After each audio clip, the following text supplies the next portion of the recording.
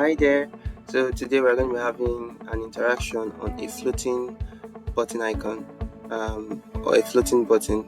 So we have this mobile device. Today is going to be about mobile device.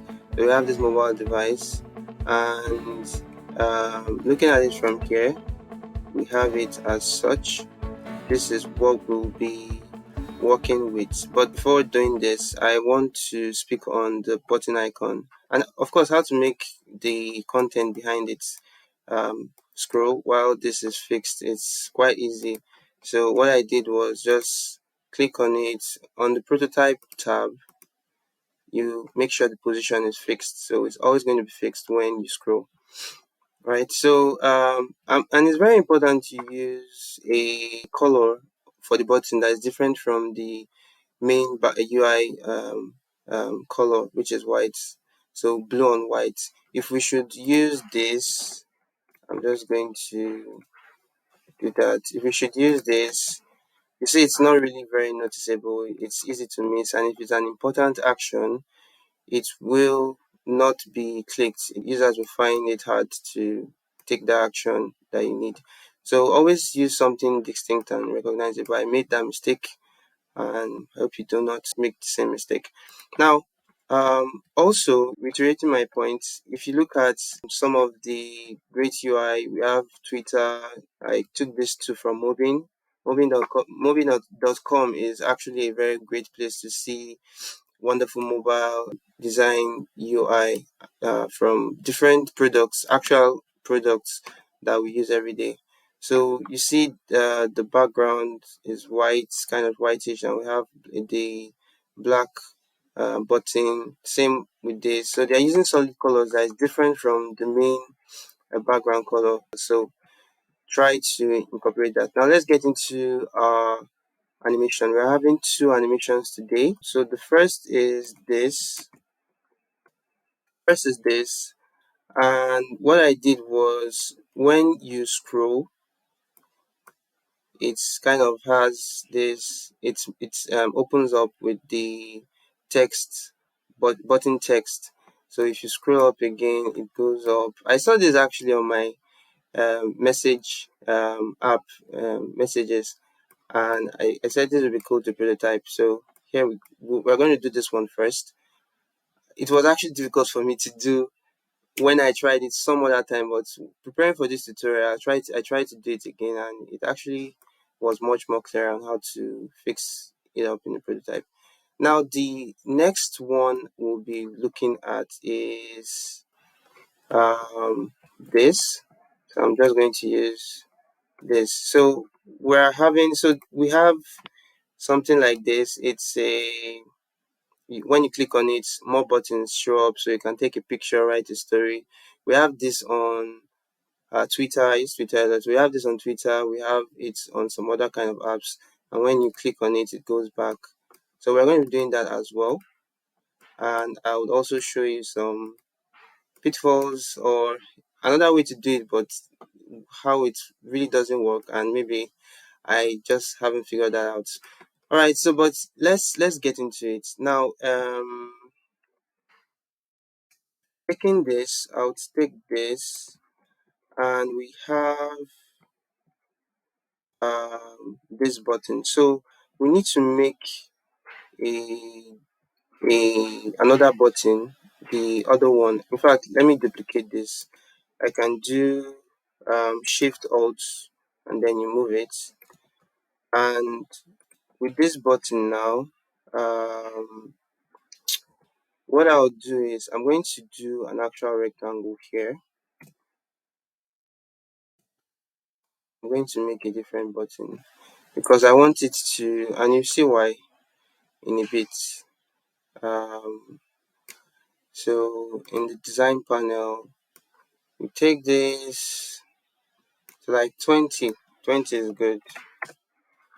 Right. So why I'm doing this is if I should do this, you see how it's more like an ellipse, but I don't want it to be like that. What I want is, because this looks like a circle, but it's actually a square like they say. So if you do this, it's still acts like a rectangle that is just stretching in width, and you're able to do that animation.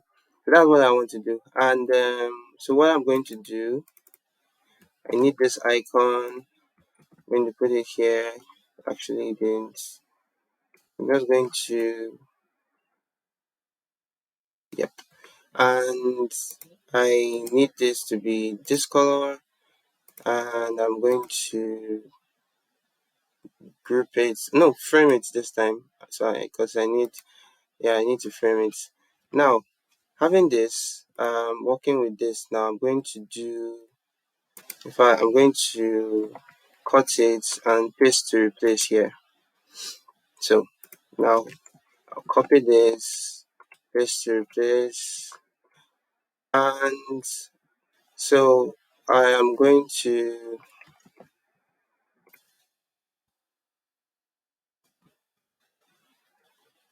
I'm going to do this. Huh, we have a problem. Yeah, I could have just used a frame. So I'm holding control and doing this. Um, I need a text, and it's going to say add. Okay, text is behind. Um,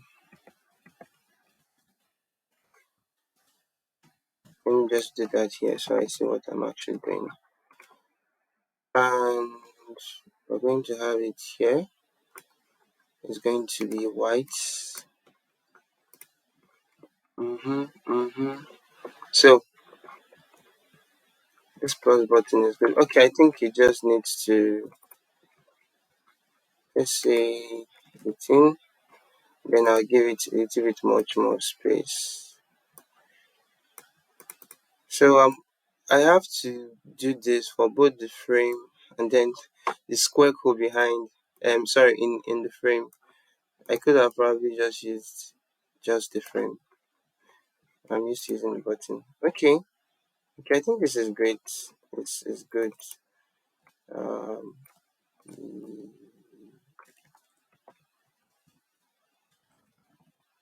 yep. Okay. So we have this as 8964. So I need to rename it. I need to rename it as add, and this one is also going to be add. So they both have the same name. So when you smart animate, it's going to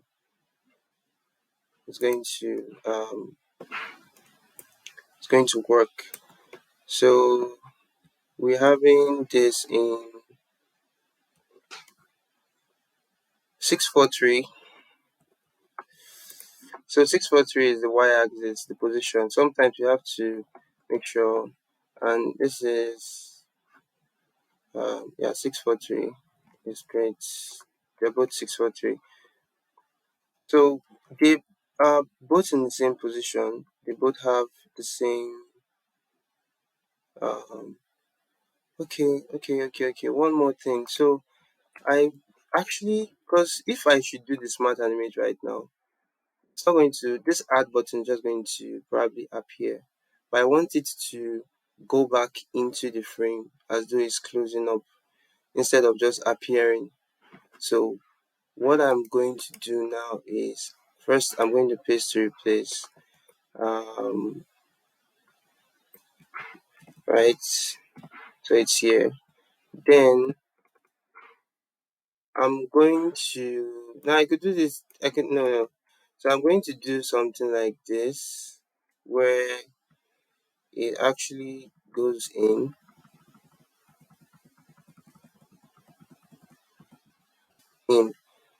Now this is the, I'm going to actually click content. So then this one goes here, and then uh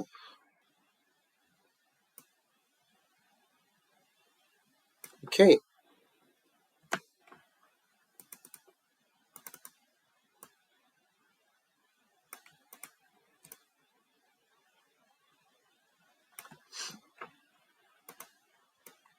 I have to adjust both the frame. I think that was a mistake on my part, but it should work now.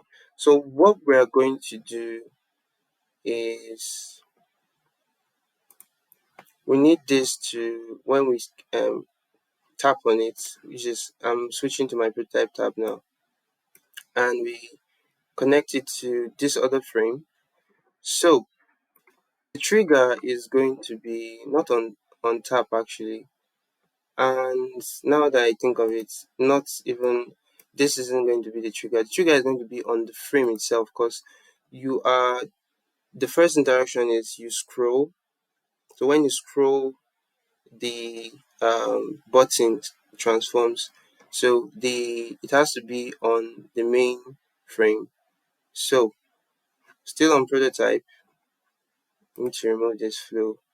Still on prototype, we connect this to the other one and we use mouse touch down, touch up. I think we use touch up. Now, what this touch up and touch down is when when you click on a button, it goes down.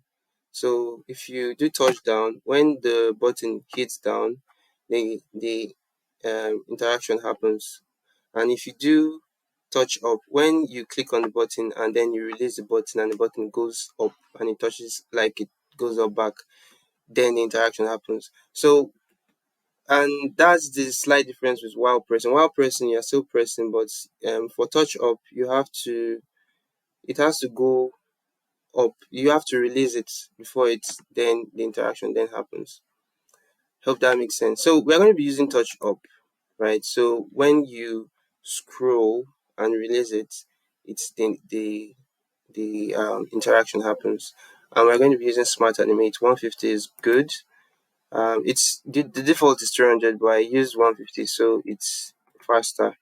And then we have no, so we'll still use the same interaction. The trigger will be when you scroll on the frame, so we have to use the frame, and the same touch up is out 150. Now let us see. I wonder if we actually made this fixed. I scroll with parents. So okay. Wait, let's see what happens. Okay,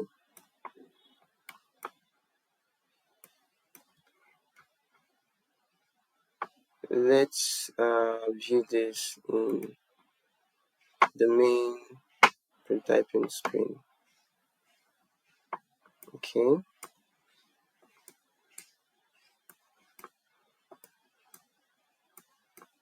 makes sense, right?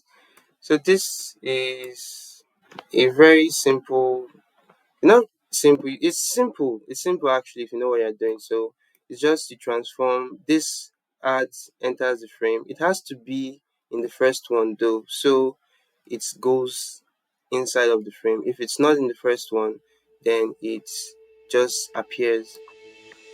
Okay, so this is that for the first animation, and we'll be doing the second animation for the same floating button in the next video. There's going to be a second part, so please subscribe, like, and stay tuned for the next parts, which shows the other animation I was talking about. Bye.